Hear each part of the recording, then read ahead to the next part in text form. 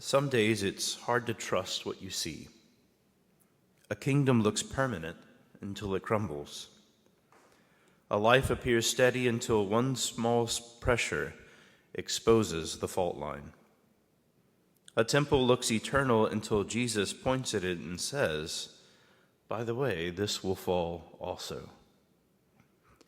It's unsettling, but it's also clarifying. There's freedom in knowing what cannot last. Daniel describes the world with painful accuracy. Gold, silver, bronze, and iron, the best we can build. Impressive on the outside, but fragile beneath the feet. One stone touches it, and the whole thing collapses like chaff in the wind. Now, Daniel is not mocking human strength. He's reminding us that everything we build with human hands will eventually be swept away by time. Jesus does the same. He doesn't ask the crowd to admire the stones of the temple. He asks them to look past them. He names the future honestly. Wars, earthquakes, divisions, impostors, all these things will happen because of human nature. It's the effects of sin and how we as humans fall prey to sin. But then he gives a command. Do not be deceived when these things begin to happen. Why does he say this? Well, because fear deceives. Control deceives. Success deceives. The comfort of things that look unshakable deceives. We cannot feel safe while standing on sand. So let me offer something simple this morning, not a story, but a truth. God has never asked us to place our trust in anything that can break. Not in a nation, not in an institution, not in any achievements, not even in the good plans we make for the people we love.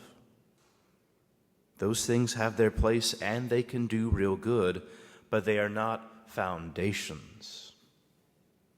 Daniel watched kingdoms rise and fall. Jesus watched generations build temples that would become ruins. None of it rattled him. None of it shook him from his mission. History is not a threat to God. It moves through his hands. We're the ones who get rattled. We watch the news and feel the ground beneath us shift. We hear certain words and we brace ourselves. We see instability around us and think the instability has to be inside of us also. But this altar says something different. Every time the priest lifts the host, Christ is saying, "This is what endures. This is the kingdom you cannot lose. This is the stone not carved by human hands. This is the one who will be standing when all the other kingdoms have blown away like dust." We receive here the only safety this world cannot counterfeit. Who we touch here is the only strength that can never be divided. Here we are fed by the King whose reign does not crack under pressure. So ask yourself quietly today in prayer, what am I holding on to that cannot hold me back? Then let it fall away.